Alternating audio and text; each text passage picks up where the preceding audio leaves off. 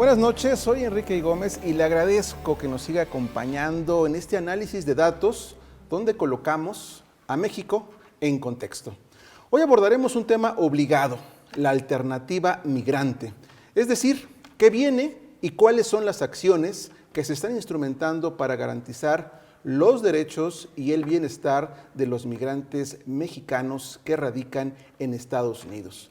Esto ante la llegada de Donald Trump a la presidencia de Estados Unidos, quien ha anunciado, como ya todos sabemos, deportaciones y el blindaje de su frontera con México. De igual forma, conversaremos sobre qué tan viables son las medidas anunciadas por el gobierno de Norteamérica y cómo afectarían a la propia economía de Estados Unidos. Y para avanzar en este análisis, hoy nos acompañan aquí en el estudio Judith Pérez Soria. Ella es doctora en Ciencias Sociales por la Universidad de Guadalajara y profesora e investigadora del Colegio Mexiquense. Entre sus líneas de investigación están la migración, las políticas públicas, la participación social. Y también nos acompaña el maestro Juan Gavino González Becerril. Él es investigador de migración internacional del Centro de Investigación y Estudios Avanzados de la Población de la Universidad Autónoma del Estado de México. Buenas noches, bienvenidos, gracias por estar aquí. Buenas noches. Gracias. Pues bien, antes de iniciar esta conversación, vamos a conocer este banco de datos que hemos preparado sobre el tema que abordaremos el día de hoy. Adelante.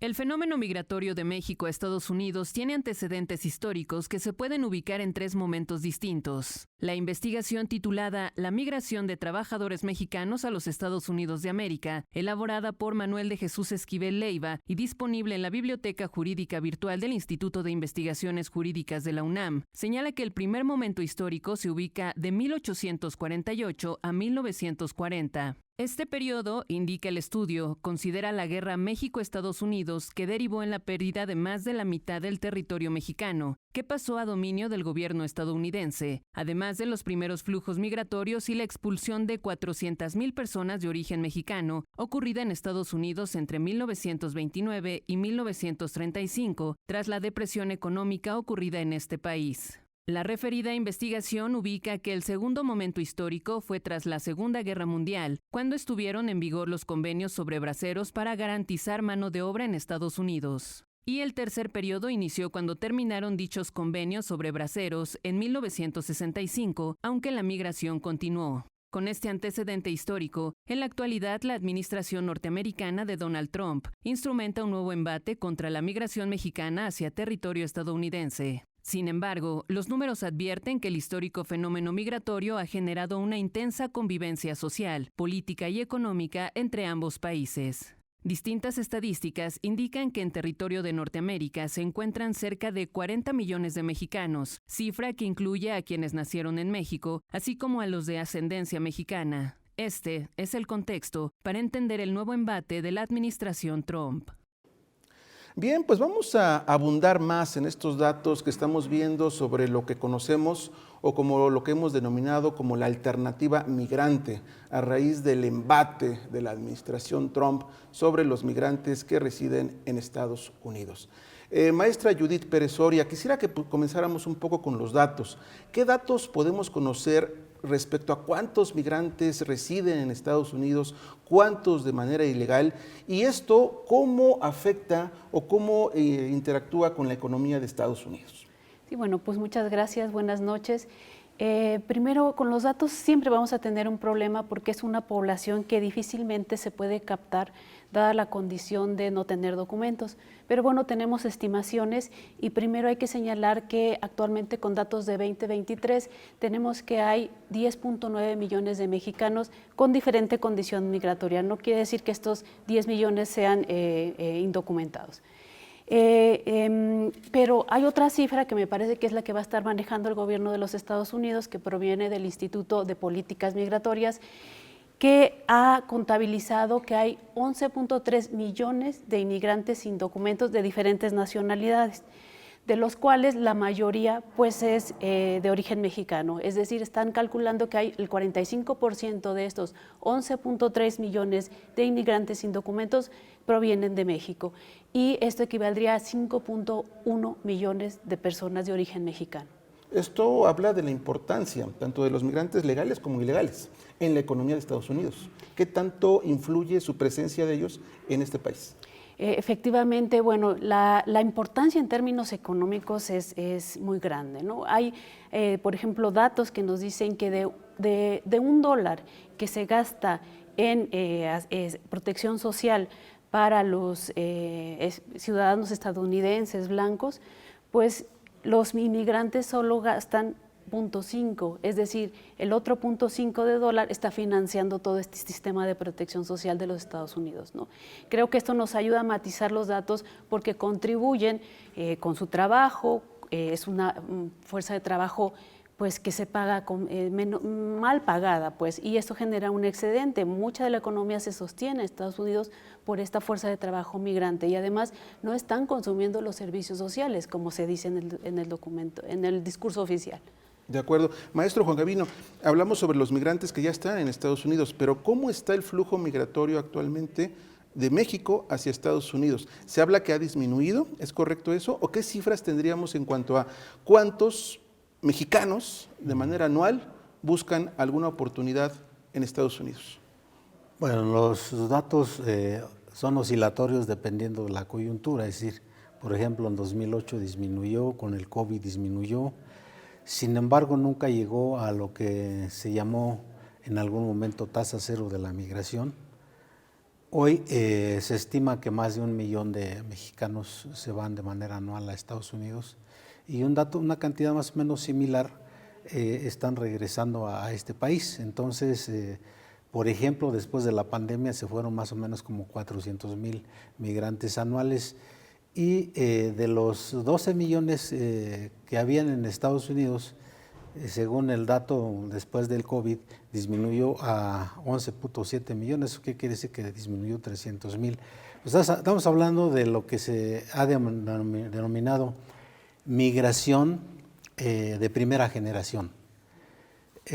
Con las fuentes estadounidenses, si se suma la primera, segunda, tercera, incluso cuarta generación, estamos teniendo en Estados Unidos radicando a cerca de 40 millones de mexicanos. Entonces, y es una fuerza de trabajo que contribuye justamente al crecimiento económico de ese país. De acuerdo a los datos de centros de investigación de Estados Unidos, aportan aproximadamente alrededor de 2 billones de dólares a la economía estadounidense. Entonces, si hay una deportación masiva, tendríamos que decir que esos migrantes dejarían de aportar en términos de la economía esos 2 billones de dólares. Pero estamos anuales. hablando, usted comenta 40 millones de mexicanos que residen en Estados Unidos, pero producto de varias generaciones. De varias generaciones. Y la cifra que teníamos de 10.9 millones era de indocumentados. Indocumentados. No, inmigrantes mexicanos, es decir, nacieron en México y se encuentran en Estados Unidos, pero no son indocumentados. Estamos hablando, o sea, cifras moderadas de 4 millones de personas sin documentos. Digamos que los que estarían en mayor riesgo con estas políticas anunciadas por el presidente Donald Trump serían esos 4 fracción millones. Son casi mexicanos. 5 millones. 5 millones. 5 millones, lo que decía la Digo, doctora, para poner en el dato. Le vamos a cerrar en 5 millones. Para poner el dato de cuántas personas estarían en esa situación. Los migrantes ya con documentos, con todo el tema legalizado, pues no estarían tanto en una situación de vulnerabilidad. A este respecto, las medidas que ha anunciado Donald Trump respecto a los migrantes, ¿qué tan factibles son de instrumentarse? Se habla de deportaciones masivas, por ejemplo, se habla del blindaje de la frontera. ¿Son factibles o son medidas que tal vez se van a quedar en el dicho en cierta medida porque van a ser difíciles de instrumentar? Bueno, en mi opinión, yo creo que se van a intentar hacer, no en la cantidad, en la proporción, en la magnitud que se están anunciando. Creo que el discurso es mucho más agresivo de lo que se puede implementar, porque quien ha deportado mayor cantidad de personas en todo un periodo, pues ha sido Obama, y estamos hablando de 1,5 millones. Entonces, deportar 5 millones de personas. Estamos hablando solo de mexicanos, pero sabemos que hay otras nacionalidades. Pero bueno, sabemos que ya se empezó, estamos hablando de cientos de personas en la frontera que en estos 4 días que lleva el gobierno de Donald Trump están siendo deportadas, y estamos hablando de un aumento de militares en la zona fronteriza de 1.500 militares que se han agregado, ¿no? Entonces sí se va a hacer, tal vez no en la magnitud en que se está anunciando, pero no hay que dudar de que estas cosas que ha anunciado se van a llevar a cabo. Sí, porque el tema es, por ejemplo, lo que usted comenta, Barack Obama ya había realizó una deportación masiva que incluso publicitariamente o propagandísticamente no fue tan visible. Y ahora con Donald Trump se anuncia este tema de las deportaciones masivas. ¿Qué tan oneroso será para el gobierno de Estados Unidos hacer este tipo de deportaciones masivas? Se habla incluso de ir casa por casa, lo cual sería bastante complicado. A este respecto, ¿son factibles las deportaciones masivas? Lo que se empezó a dar el día de ayer ya fue una redada y, digamos, deportación selectiva. Es decir, se va por el tema de los migrantes que cometieron algún delito en Estados Unidos, le están llamando a aquellos que cometieron algún asesinato, violaciones, etcétera. Entonces, si partimos de esa idea, no va a haber una migración, una deportación masiva, tal y como plantea el presidente Trump, y eso afectaría justamente a la situación económica de Estados Unidos. Entonces, el reposicionamiento de la economía de China, por ejemplo, vamos a suponer que los migrantes dejen de generar los 2 billones de dólares anuales. Entonces, las economías que más, digamos, se reposicionarían a nivel internacional, eso afectaría a la economía de Estados Unidos, sería China, India y el caso de Brasil, incluso México, ¿no? Sería una de las economías que se posicionaran. Hay proyecciones sobre eso, ya estudios que posicionan a las otras economías y justamente redundaría en la disminución de la economía de Estados Unidos. Obviamente el costo de deportar, de acuerdo al discurso retórico de Estados Unidos, a más de 20 millones de inmigrantes sería un costo sumamente elevado que posiblemente Estados Unidos no lo absorbería. El hecho de poner a México como receptor de migrantes de deportados, tal y como lo hiciera con el presidente López Obrador, ¿sí?, cargarían según terceros países con esos costos. El caso de México también absorbería el costo de las deportaciones, ¿no? Es decir, en el periodo de López Obrador justamente absorbió ese costo, entonces tendría que Estados Unidos incluir o cargar ese costo a tercer país, ¿no? De acuerdo. Y un punto que tiene que ver con todo esto es el tema del blindaje de la frontera. ¿Qué tan factible es ese blindaje de la frontera? En una administración pasada de Trump se habló del muro fronterizo y se habla de declarar emergencia nacional esa zona. ¿Qué tan factible es parar la migración mediante ese tipo de medidas? Pues lo que pasa es que estas medidas siempre aumentan el costo, tanto financiero como social y en vidas de los migrantes. Es decir, es altamente costoso, pero yo veo un Trump dispuesto a hacerlo, ¿no? Dispuesto, por lo menos en estos primeros días de su periodo, dar ese mensaje, dar esa fuerza, y además que cuenta con un apoyo político y económico muy fuerte, ¿no? Entonces, no es él hablando solo, sino es un grupo, una élite que está suscribiendo este proyecto de nación, y yo creo que está dispuesto a asumir ese costo en términos financieros, y claramente que en términos de vidas humanas pues no le está interesando, ¿no? De acuerdo. Bien, pues vamos a hacer un corte, ya tenemos los primeros datos sobre la alternativa migrante. Vamos a un corte y regresamos aquí, a México, en Contexto.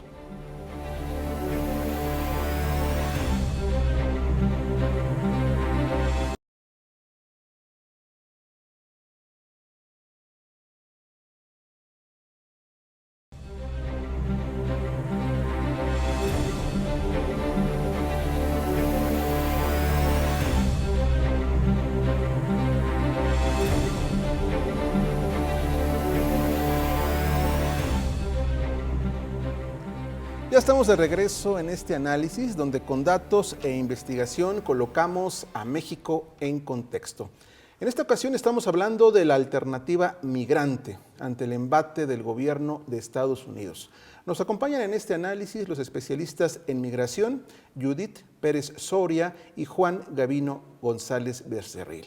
Y antes de continuar, vamos a ver un sondeo que realizamos en las calles para ver qué opina la ciudadanía de esto que está pasando en Estados Unidos, de este embate de la administración Trump contra los migrantes que residen en Estados Unidos. Adelante, por favor. Creo que el presidente de allí está mal. El mandar a personas que ya trabajaron ahí, que ya hicieron un gran esfuerzo para estar allá, para que los regresan quitándoles todo, pues como que no es muy justo. Si mexicanos lo van a correr, pues americanistas se vayan para su país también. Soy de esa idea, de esta misma naturaleza. Pues yo creo que sí le afecta mucho a los mexicanos, a los latinos que están indocumentados. También escuché que los que tienen hijos allá ya no les van a dar el beneficio, ¿no?, de que vayan a estar con ellos.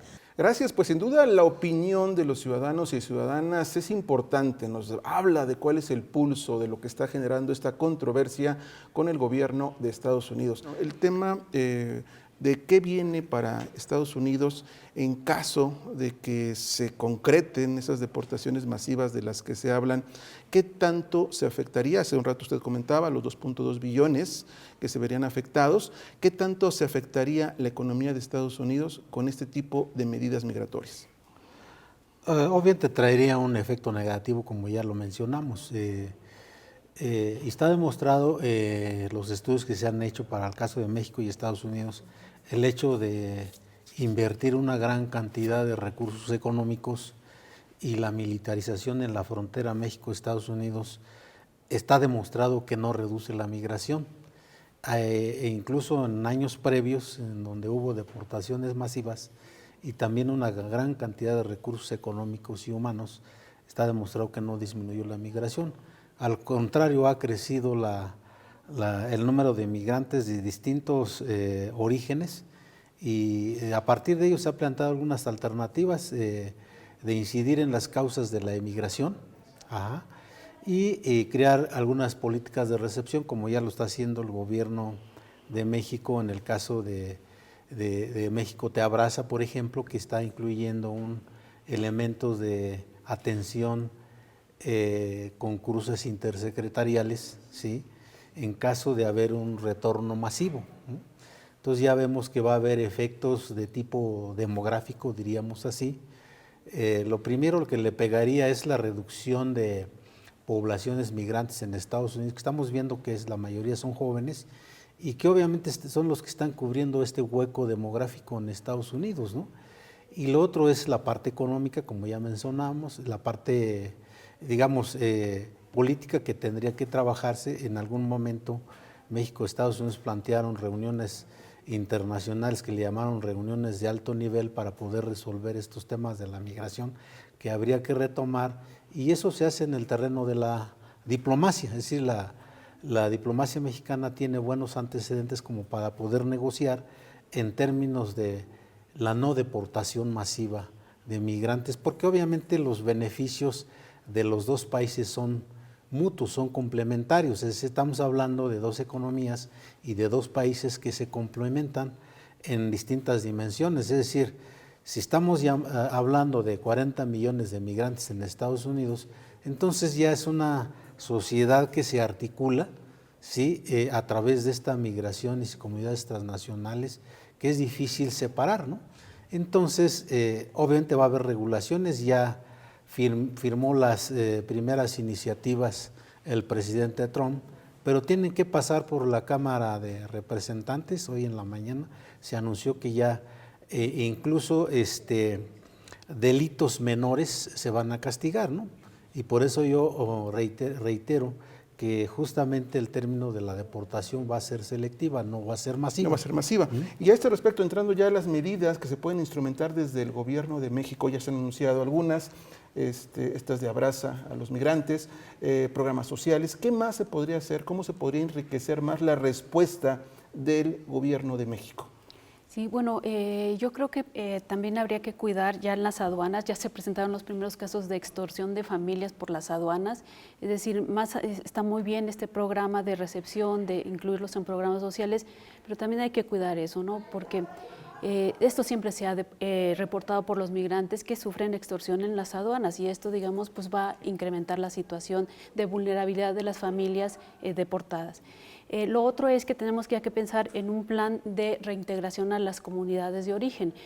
Y es bien importante tener en cuenta que el contexto de violencia ha llevado a que ahora a una de las causas, no solo la causa económica, sino causas por contextos de violencia, ha llevado a migrar a las personas de México. Entonces, no es tan fácil que puedan retornar en algunos casos a sus localidades de origen, porque salieron justo porque su vida corría peligro.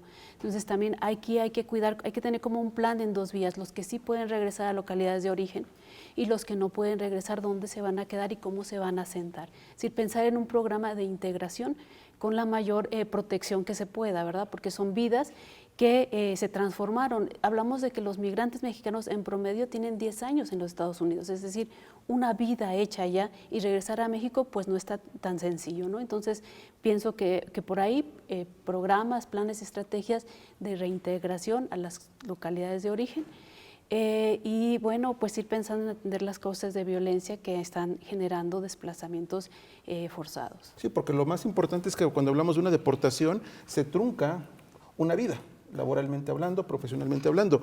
A ese respecto, ¿qué otras medidas se podrían instrumentar precisamente para que esa deportación, en caso de ocurrir, en caso de los que fueran víctimas de ello, cómo matizarla, cómo atenuarla desde el punto de vista laboral, profesional, humano?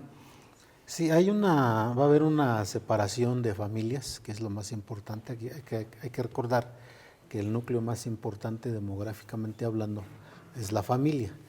Y lo que hoy tenemos en Estados Unidos, que están radicando familias y comunidades enteras en Estados Unidos. Entonces, al retornar al país, si no hay un plan de integración, como lo menciona la doctora, o reintegración, porque tendría que manejarse dos conceptos, uno es la integración y otro es la reintegración, porque hay niños que nacieron en Estados Unidos, entonces cómo integrarse a sus comunidades, ¿no? Y un migrante que fue, pues ya es un proceso de reintegración que iría en dos sentidos. Bueno, eso en términos de política pública, pero también socialmente hay un proceso de exclusión, es decir, la comunidad excluye, la familia excluye a los lugares de retorno, no solamente digamos que el gobierno excluye en términos de programas. Por ejemplo, hay un dato que yo acabo de trabajar con datos del INEGI, los jóvenes que regresan en zonas urbanas, el 60% no recibe programas sociales. O sea, el objetivo justamente es para atender las comunidades de alta marginación y exclusión social, pero igual este programa es excluyente en sí mismo, ¿no? Entonces, al tener esa cifra en las zonas urbanas del país, los migrantes que son retornados, eso significa una menor inclusión. Y bueno, la respuesta en términos sociales, lo que planteaba algún investigador, voy a retomar, que fue mi profesor Jorge Bustamante, decía que en casos extremos de política migratoria en Estados Unidos había que declarar que los migrantes se declararan un día sin trabajo. Para eso ahí hay una película, Un día sin mexicanos. Un día sin mexicanos, así es. Pero también planteaba, es decir, dejar de consumir productos de las empresas transnacionales, es decir, que también socialmente haya una respuesta, no solamente en política gubernamental, sino que la sociedad en general también tenga una capacidad de respuesta ante estos embates de la política antimigrante, que ya los calificativos los puso la doctora. Entonces, socialmente se tiene que actuar, ¿no? Es decir, si nosotros dejáramos de importar, es decir, si él aplica, digamos, el 25% de impuesto a las importaciones mexicanas, los mexicanos deberíamos de organizarnos socialmente para tener una respuesta en torno a las políticas estadounidenses, ¿no? Entonces, de acuerdo. Y aquí hay un aspecto de fondo de lo que estamos hablando. Estamos hablando de que los migrantes se van, tal vez porque no existen las condiciones idóneas en nuestro país, y esto es un asunto histórico. Sobre ese aspecto, ¿cómo atacarlo? ¿Cómo revertirlo? Sí, efectivamente creo que esa es la causa de fondo, ¿no? Se produjo una inmigración porque no había condiciones suficientes de empleo o que permitiera la subsistencia de las familias, y un retorno no va acompañado de que esas condiciones son mejores para la población, ¿no? Hay una discusión de desarrollo sostenible, sustentable, que no hemos resuelto y que por tanto sería como difícil que esos territorios pudieran reabsorber esas vidas, esas fuerzas de trabajo, esas ocupaciones. Ya hay muchos estudios de cómo los migrantes que han regresado, qué es lo que están haciendo en sus localidades, y poco se aprovecha el capital humano que han adquirido en Estados Unidos. Entonces la discusión de fondo creo que sigue ahí de cómo detonar esos desarrollos a nivel local que permita por un lado contener el flujo de migrantes, de los que salen de migrantes, y ahora en esta coyuntura política cómo poder reabsorber, integrar o reintegrar esta población que va de regreso, ¿no? Y creo que también hay otra vertiente que aquí me gustaría señalar, que es la tensión en términos legales. Yo creo que la lucha en los Estados Unidos mucha ocurre en términos legales, es decir, es una cultura donde todos los conflictos se pueden dirimir ahí y funciona. Y yo creo que faltaría como un gran acompañamiento legal de los mexicanos sin documentos y con documentos en los Estados Unidos, que tendría que provenir pues, o ser incentivado por el gobierno de México. También en la frontera, porque es cierto que en otros casos de deportaciones masivas, como en 1930 o en 1954, hay gente que tiene documentos y es deportado, y ahí se está cometiendo un abuso, es decir, eso no se fundamenta en ninguna ley de los Estados Unidos, ¿no? Entonces, habría que dar la batalla defendiendo estos derechos de personas que sí tienen documentos y también de personas que no tienen documentos, pero tienen derechos laborales y derechos humanos. Muchas gracias. Pues vamos a las conclusiones. Queda claro que estamos hablando de la alternativa migrante, pero también de un problema de fondo. Cómo visualizar y cómo comprender y sobre todo cómo interpretar de mejor forma los fenómenos migratorios de México hacia Estados Unidos. Le pediría a nuestros invitados si podemos en un minuto concluir esta mesa para tratar de cerrar el tema y aportar cuáles podrían ser las recomendaciones generales en términos de lo que está ocurriendo actualmente con los migrantes mexicanos en Estados Unidos. Doctora Judith, por favor, sus conclusiones. Muchas gracias. Pues yo creo que fortalecer este sistema de acompañamiento legal es muy importante para todos los mexicanos en Estados Unidos.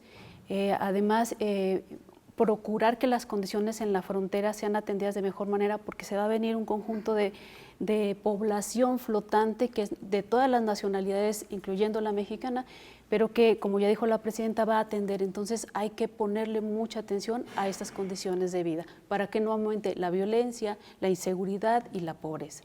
Gracias, sobre todo que no aumente la vulnerabilidad. Doctor Juan Gavino. Sí, sin duda es uno de los grandes retos de la relación binacional México-Estados Unidos. Históricamente ha sido uno de los grandes desafíos, pero hoy más, dada la retórica y en el terreno de los hechos del nuevo presidente, Donald Trump ha implementado en relación a los migrantes.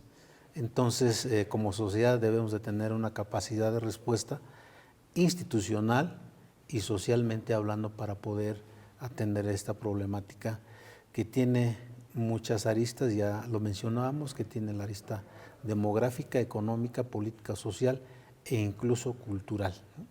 De acuerdo, pues muchas gracias, maestro. Pues muchas gracias, doctora. Pues queda claro que con la llegada de Donald Trump al gobierno de Estados Unidos, se advierten fuertes vientos contra los migrantes mexicanos que residen en el vecino país del norte. Sin embargo, la respuesta del gobierno de México y de distintos sectores sociales será clave para apuntalar una política migratoria que supere este embate. La alternativa migrante está en juego.